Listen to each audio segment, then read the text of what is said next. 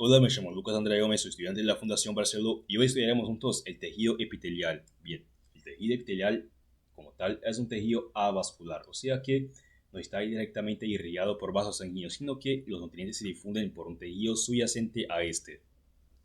Está compuesto por células epiteliales dispuestas muy cerca una de otras, que se adhieren entre sí mediante uniones intercelulares especializadas.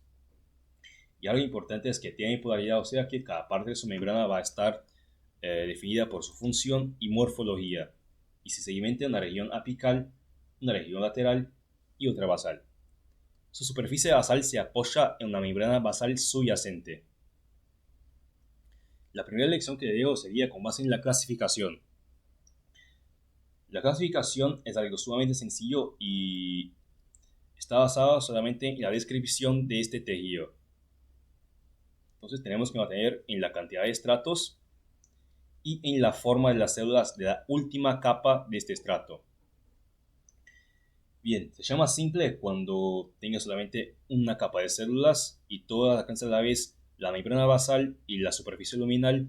Estratificado cuando posea más de una capa y pseudoestratificado cuando parece ser estratificado, pero la verdad es que es un tejido de una capa solamente, pero ni todas llegan a alcanzar la superficie luminal. Tenemos como ejemplo primero el tejido epitelial plano estratificado. Acá vemos que es plano porque su última capa, su última capa tiene células aplanadas. Y es estratificado porque si miramos todo el epitelio que empieza acá, va hasta acá, la última capa, posee múltiples capas y por eso es estratificado. Entonces tejido epitelial plano porque es plano, estratificado porque posee muchas capas. Bien, acá tenemos un ejemplar del tejido pseudo estratificado. En el caso sería tráquea, un tejido pseudo cilíndrico estratificado ciliado. Y acá vemos lo que le había comentado, porque es casi imposible saber por los preparados si es un tejido estratificado o simple. Y para saber si es un pseudo estratificado tenemos que saber el órgano en que estamos. En este caso sé que es tráquea, entonces por supuesto es pseudo estratificado. Pero todas las células llegan a contactar con la membrana basal, pero ni todas llegan a contactar con la superficie luminal. Y por eso la confusión, pero es un pseudo estratificado, no estratificado. Bien, polaridad. Todas las células epiteliales tienen polaridad y su definición es muy simple. Su región apical posee contacto con la luz del órgano. Entonces le voy a delimitar una célula y para darles ejemplo, esa célula acá, que tiene su núcleo, citoplasma. La región apical sería esta que tiene contacto con la luz del órgano. Una región lateral que posee contacto con las células epiteliales adyacentes y subyacentes si es el caso de un tejido estratificado, que no sería este el ejemplo. Acá tenemos un tejido cúbico simple. Esa sería la porción lateral, la que tiene contacto con las células adyacentes. Y una región basal, que es aquella que posee contacto con la membrana basal, que va a ser ese entonces.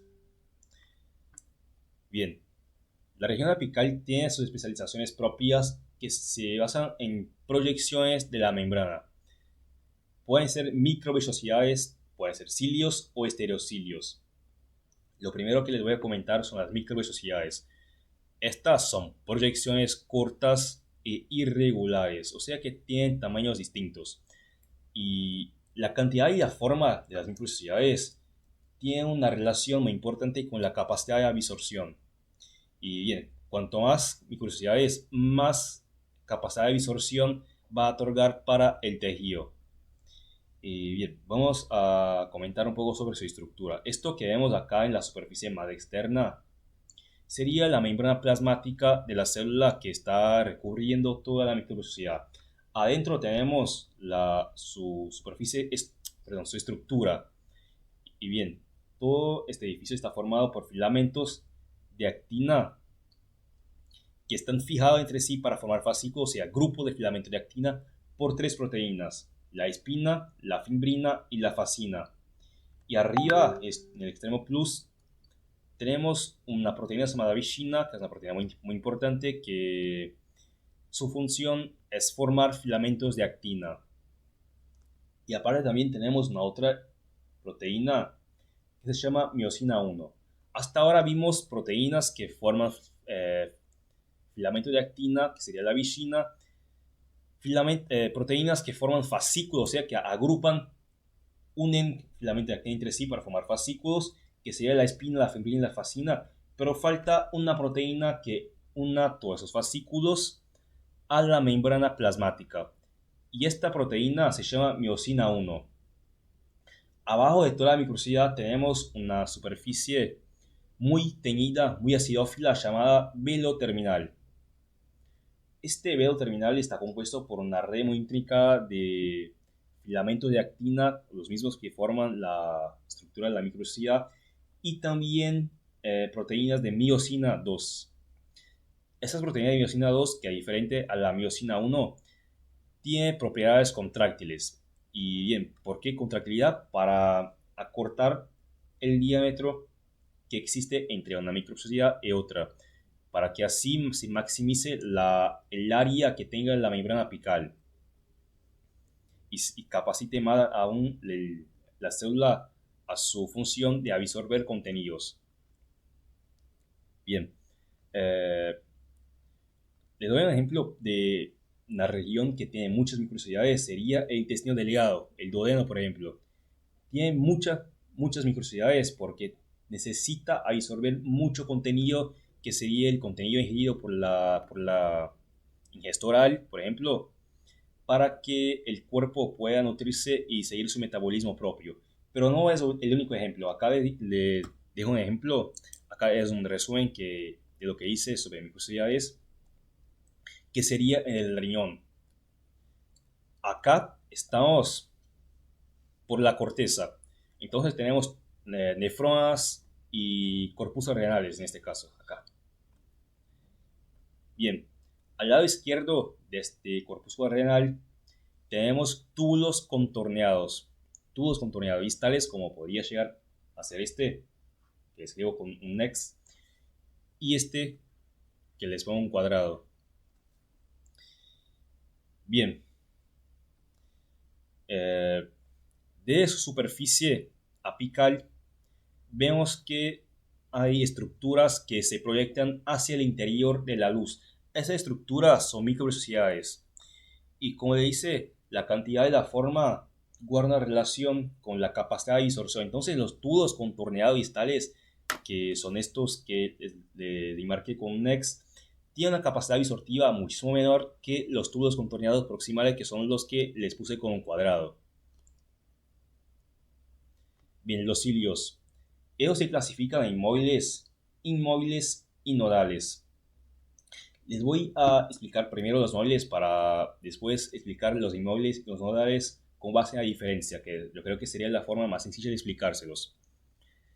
Bien, estos aparecen en grandes cantidades en la región apical de muchas células epiteliales y son indispensables para la generación de fuerza necesaria para inducir la motilidad. O sea que su principal función es de mover sus sustancias. Por ejemplo, en la tráquea van a ver que tenemos muchos cilios para mover el moco que ha atrapado sustancias que podrían ser nocivas a nuestros pulmones y llevar afuera en la faringe para que después llegue al esófago, el estómago y sea digerido como cualquier otro alimento. Y bien, acá tenemos un ejemplo en el margen izquierda de un cilio móvil, en que tenemos arriba 9 par de dobletes de microtúbulos. Y si hiciéramos un corte a este nivel y lo mirásemos desde arriba, lo que iríamos a encontrar sería esta visión.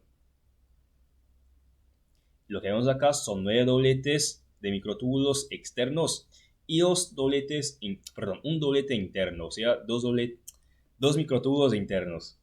Bien, la estructura de los dobletes externos es diferente a la estructura del doblete interno. ¿Por qué? Porque bien, los externos tienen un microtúbulo A y un microtúbulo B formado por el microtúbulo A está formado por 13 protofilamentos de tubulina, mientras que el microtúbulo B está formado por 10 protofilamentos de tubulina y comparte su pared con el microtúbulo A. Aparte de eso, también tiene proteínas accesorias, que sería la proteína elástica nexina, la conexión radial y los brazos de ineína, que juntos son los que hacen posible que el cilio móvil tenga la capacidad de moverse y generar fuerza para el barrido. Bien, adentro tenemos dos microtúbulos isolados, pero que también son dobletes, pero que se ve que son dos microtúbulos completos. Y alrededor de esto también tenemos una vaina que circunda esos dos. Bien, vamos a clasificarlo además con base a la diferencia en los móviles. Los inmóviles no tienen movilidad alguna y están en el cuerpo principalmente para recepción de estímulos externos. Por ejemplo, el ojo tiene muchos cilios inmóviles que son proyecciones solitarias para la percepción de la luminosidad. Los cilios nodales, vuelvo con los inmóviles, tienen una estructura muy diferente y por esto no tienen movilidad, porque no tienen los dos microtúbulos internos, no, y también no tiene las proteínas accesorias que son la conexión radial, naicina y los brazos de ineína, que son los verdaderos responsables por la movilidad del cilio. Los cilios nodales se asemejan un poco a los cilios móviles, pero no tienen los dos microtúbulos internos, pero tienen sí las proteínas que imparten a este cilio movilidad. Se llaman nodales porque están solamente en el nodo primitivo del embrión bilaminar. Si se acuerdan bien, el nodo sería la parte en que migran las células de fibroblasto para formar el mesodermo. Y acá cumple su función solamente. Tiene su constitución axonémica un poco diferente, que sería toda axonema, sería la estructura del cilio que no tiene los túbulos internos, solamente esto. Bien, acá les puse un ejemplo de un epitelio ciliado, que es el mismo que le había puesto el epitelio pseudocilíndrico estratificado ciliado de la tráquea. Acá tenemos nuestra porción apical y de esta porción tenemos algunas proyecciones muy largas que serían los cilios. Bien, después de eso tenemos los estereocilios, que por más que se diga que son estereocilios, la verdad es que no tienen relación alguna con los cilios, tienen mucha más semejanza con las microsociedades. ¿Por qué? Porque también son formados por filamento de actina, pero las proteínas que están acá, algunas son muy distintas, porque por ejemplo, en el puesto de la miosina 1 para fijar los filamentos de actina a la membrana plasmática, tenemos una otra proteína llamada estrina.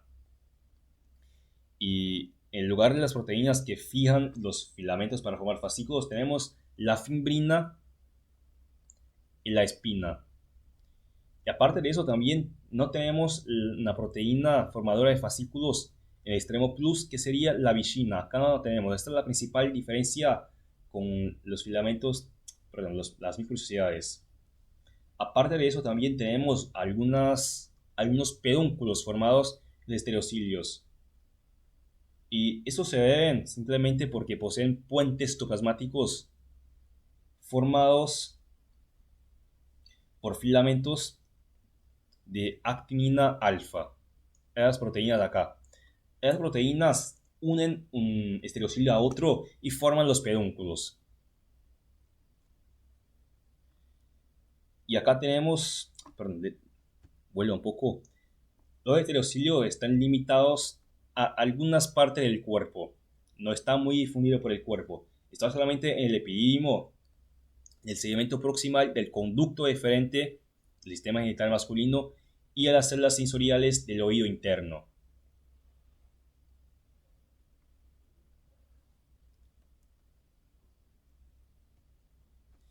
Y acá les puse un ejemplo de epidídimo en que vemos un epitelio SEO estratificado, porque todas las capas están en contacto con la membrana basal, pero ni todas están en contacto con la superficie luminal. Pero sí es una capa simple, una capa solamente. Y acá vemos proyecciones mucho más largas que las microvellosidades, que son exactamente los estereocilios. Bien, aquel que nos sirve para servir, la verdad es que nos sirve para vivir. Y ese es mi propósito con estas clases, ayudar a aquellos que quizá los profesores no le den suficiente soporte para entender bien el contenido, y la verdad es que esta es la realidad de muchos de mis compañeros, quizás de ustedes, y ayudar a aquellos también que necesitan un facilitador para comprender bien la biografía. Espero que les haya gustado, les haya servido, les haya sido de provecho la clase. Y desde mi casa me despido de ustedes. Les invito a acompañar el contenido que les voy a estar subiendo durante todo este año y el próximo. Bien, hasta la próxima. Chao.